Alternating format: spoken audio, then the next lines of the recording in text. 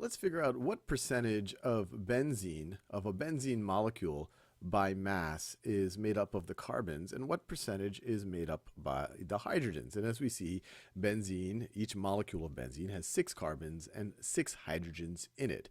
And I encourage you to pause the video now and use a periodic table. We'll be a little bit more precise in this video. We'll use the actual atomic weights to calculate the molecular mass, or I guess you could say the molecular weight of a benzene molecule, and then figure out what percentage of that is from carbons and what percentage of that is from hydrogens. So I'm assuming that you have had your go at it. So let's first think about what percentage is from the carbons. So, or let's see what the carbon contributes to the mass. So you have 6 carbons, so the C6 is going to be 6 times, and if we get our periodic table out, we see that the atomic weight of carbon is 12.011, so the weighted average of all of the isotopes is found on Earth, and we've talked a lot about that. 12.011 atomic mass units. So it's going to be 12.011 atomic mass units. And the contribution from hydrogen, let me do that in yellow.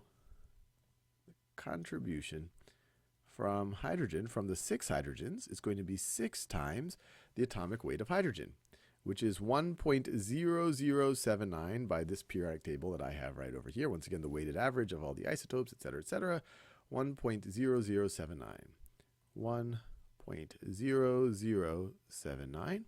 And so the molecular weight of this whole thing, or you could say, if you a typical benzene molecule, if you take the weighted average of all of its molecular masses based on the prevalence of the different isotopes on Earth, well, you would just say it's just going to be the sum of these two things. It is going to be 6 times 12.011 plus 6 times 1.00779. And then what is that going to give us? Well, let's see. Let's get a calculator out. So let me clear that. So 12.011 times 6 gives us 72.066. So this right over here is 72.066. And actually, I probably could have done that in my head. Well, anyway, now let's look at what we have from the hydrogen. So the hydrogens are going to be 6 times 1.0079 gets us to 6.0474. 6.0474 plus 6.0474. And we're going to add them together, but since I only go to the thousandths place in terms of precision here, if I care about significant figures, significant digits, then I'm only going to go 3 spaces to the right of the decimal, but let's add these two together. So I'm going to get 6.0474 plus 72.066 equals, and I'm just going to go 3 to the right, so 78.113. So this is equal to 78.113 atomic mass units. That's the molecular mass of a molecule of benzene. Now, what percentage is from the carbon? Well, it's going to be equal to the 72.066 over the 78.113, which is equal to, all right, so let me just clear this.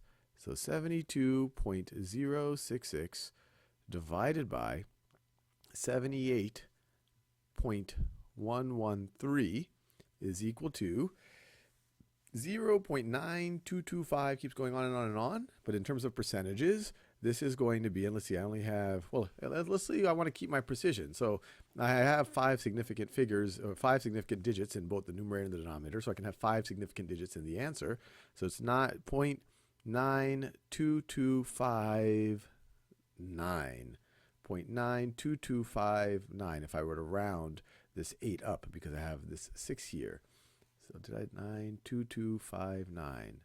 So this is 0.92259, which is, actually let me say this is approximately equal to, since I'm now rounding, and this is equal to 92.259% carbon.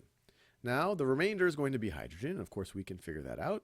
That's going to be 6.0474 divided by the 78.113, which is going to get us, so let me clear it out. So 6.0474 divided by 78.113 is equal to 0.07741, and let's see, I have 5 significant digits in either case, so we can make this.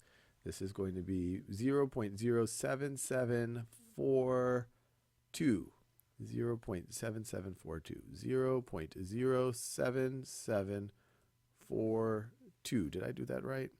Trouble remembering these numbers. Let's see, 0.774, and then I round that 1 up because I have an 8 in the next place over, so 42, which if I were to express as a percentage, and this is 5 significant digits right here, 1, 2, 3, 4, 5, as a percentage is equal to, and this is roughly since I'm rounding, this is going to be 7.742%, and these roughly do add up to 100%. So most of the mass here, even though you have an equal number of carbons and hydrogens, most of the mass here is from the carbons. A little over 92% of the mass is from the carbons.